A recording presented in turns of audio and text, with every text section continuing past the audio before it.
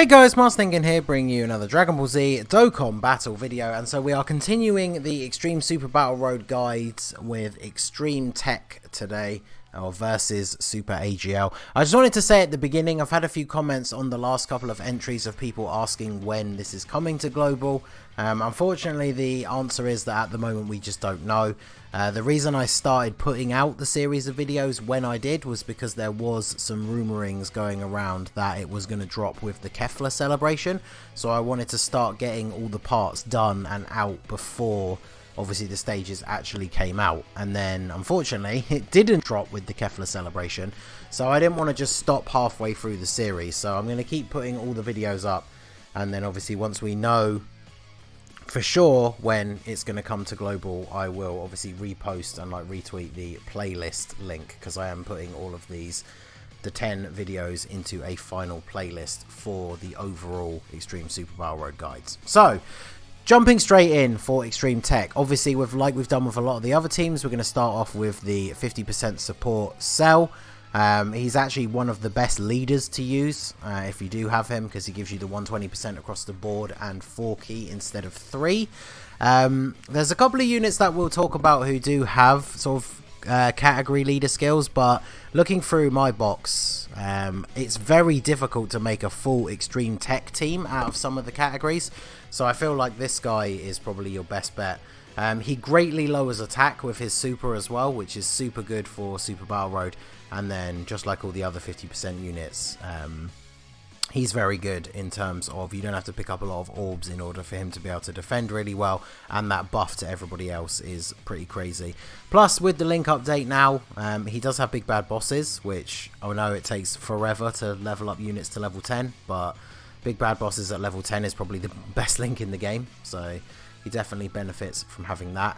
The next best choice is the Golden Frieza, because he has, after his Easy A, he has the 120% and free key.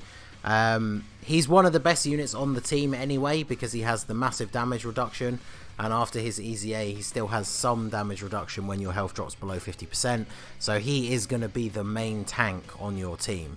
What I would recommend is you use the 50% Cell as your leader, and then bring a Golden Frieza friend, or obviously if you don't have the Cell, just run double Golden Friezas. Have a Golden Frieza on every rotation, and then he's going to be your main defensive unit. So he can hit reasonably hard as well, but yeah, he's definitely a top pick.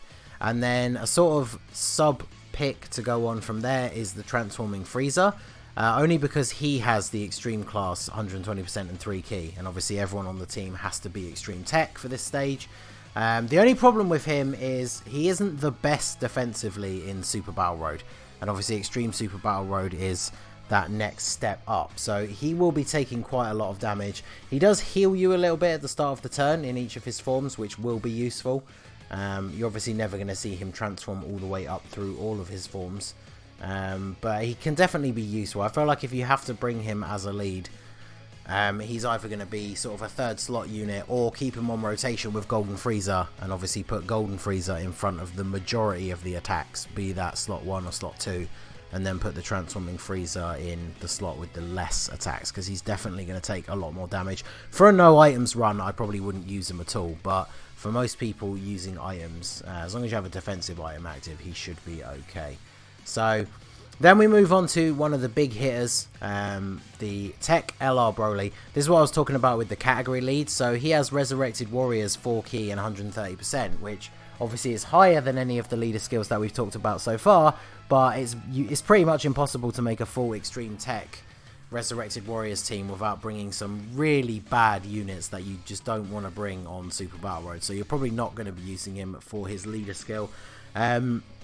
His sub lead is 4 key and 100%, so you could, I guess, use him as a leader just to benefit the couple of good units that are on Resurrected Warriors, but then it does hurt the rest of the team that they'll be under the slightly lower leader skill. So it's probably still possible, but I wouldn't recommend it. So he's an interesting unit when it comes to Super Battle Road, because he needs to super attack to get his defense, but even then it's only 90%. So for example, if like me, you have him at 55%, even after his super, if you don't have an item active, he is going to take quite a lot of damage.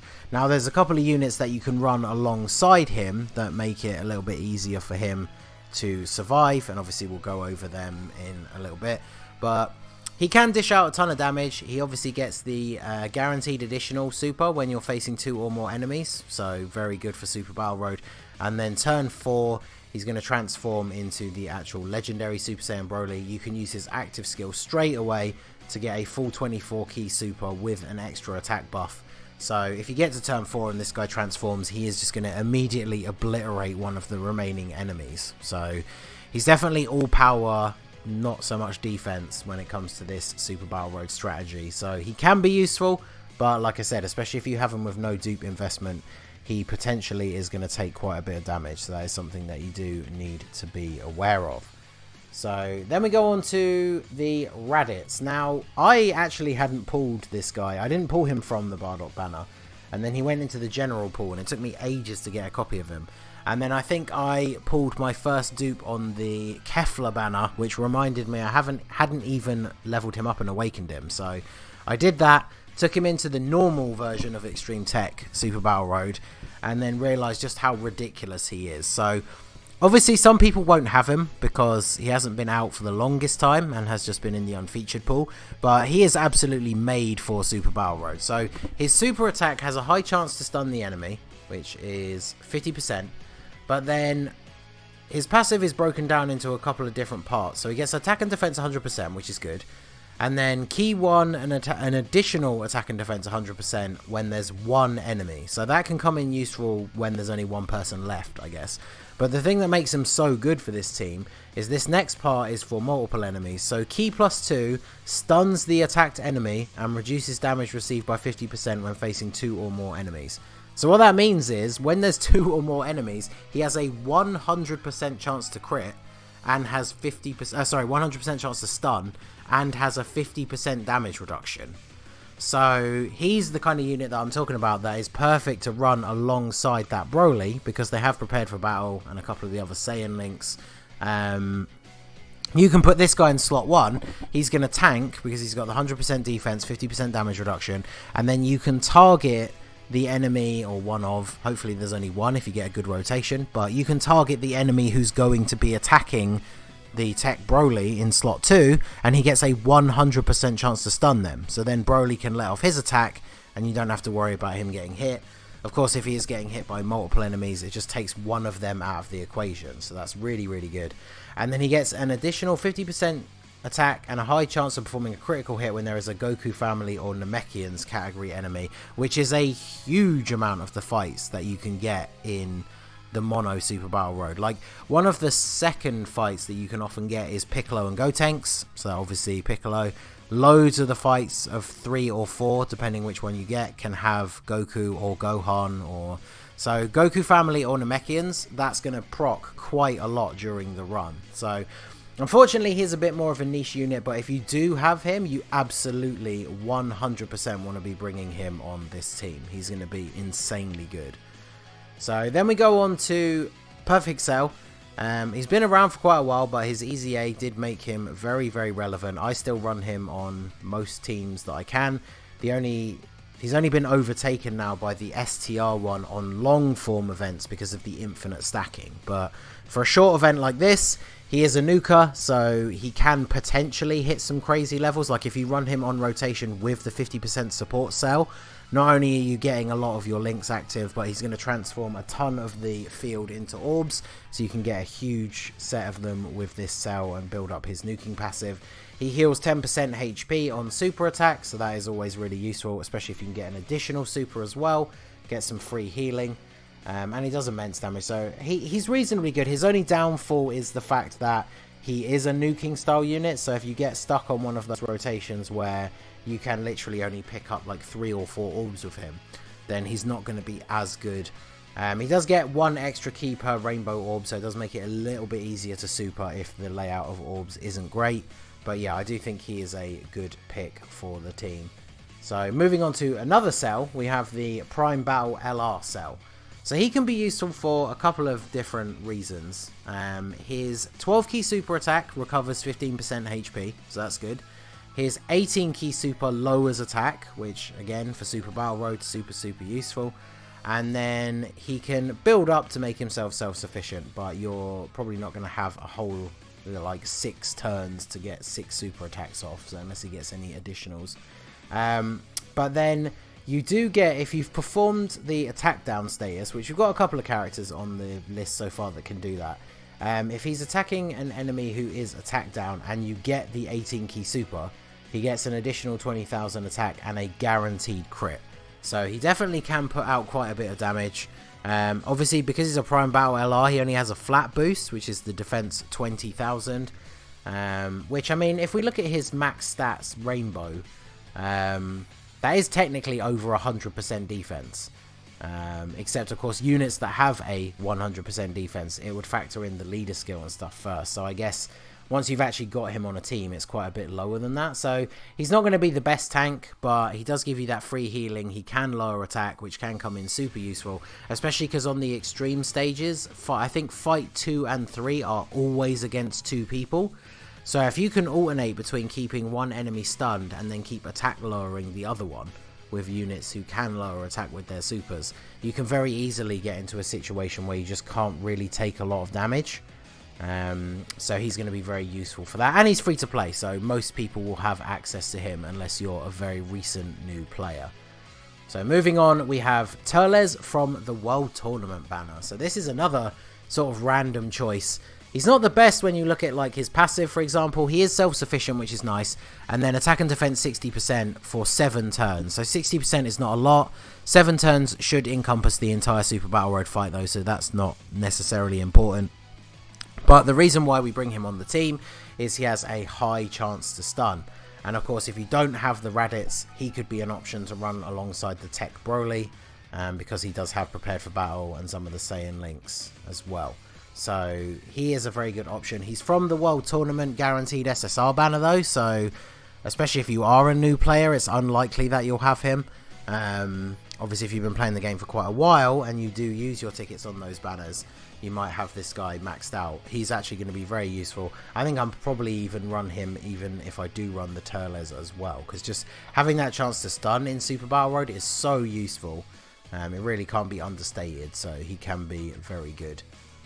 Then we move on to our boy, the Master Saiyan. I had to include him, you guys know. Still no easy A, still waiting on that. Unfortunately, unlikely it's going to be a surprise drop in the celebration because it's Buu Saga themed, but he can still be somewhat useful. He's a little bit outdated now because obviously he does have a flat passive, so 50,000 attack, 20,000 defense. The reason why he was still good when he first came out is because those numbers were quite high for flat boost units back then. And of course, the problem is he only gets his passive when you're facing 2 or less enemies. So fight 2 and 3, he'll be fine straight from the start. But fight 1 and 4, you need to actually kill off some of the enemies before he even has a passive, which means he will take a lot of damage as well as not hit particularly hard. But he does immense damage with his super and he lowers attack. So that's the only reason why I included him. He could be useful in fight 2 and 3 because you do get his passive straight away, but the lowering attack is kind of the reason why. So if you are really short on like an option for the last unit on the team, you could bring him and he'd probably be like a 3rd slot floating unit, and you just want to target whoever's going to be attacking him to lower their attack so he takes as little damage as possible. So next up we have the LR Black and Zamasu. I could have mentioned them a bit earlier on, but I do feel like they're a little bit lower down the list. Like, their leader skill is not useful because 90% is too low. They do need to super attack really to get decent defense because they have no defense in their passive. They do heal 15% at the start of the turn, which is one of the main reasons why I included them. And then, yeah, they can stack the raising of their defense. So if you get multiple supers with them, they could defend reasonably well. They're another unit that fits into that category of, like, for a no items attempt, I probably wouldn't bring them.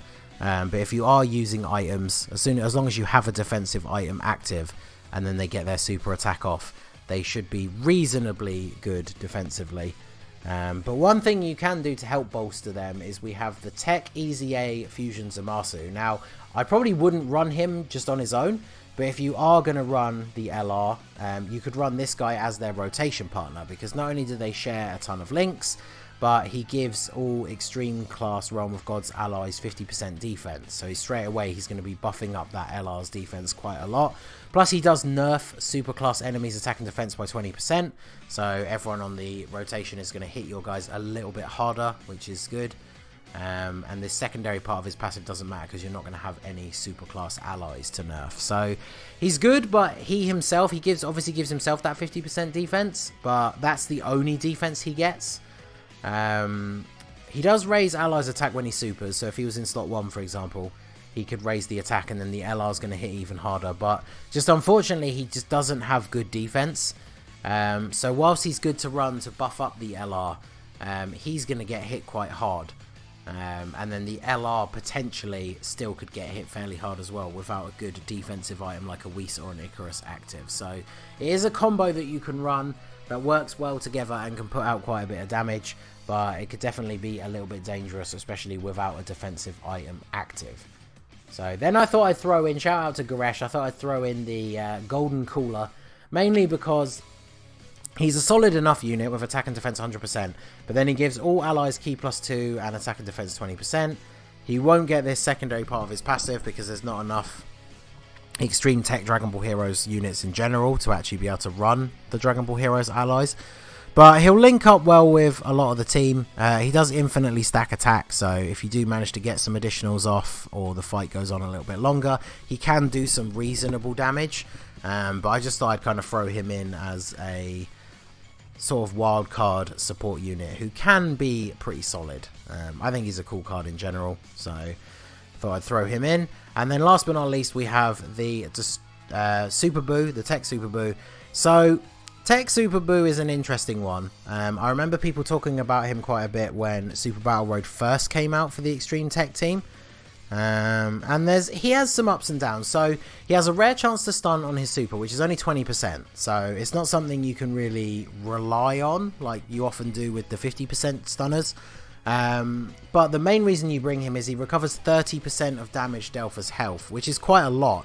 Like if you've got him rainbowed and you give him a reasonable amount of additional and crit, because I think a good mix is probably best for him. If he gets a crit on a super attack and does a nice amount of damage, then that's a really good amount of health that you're going to get back.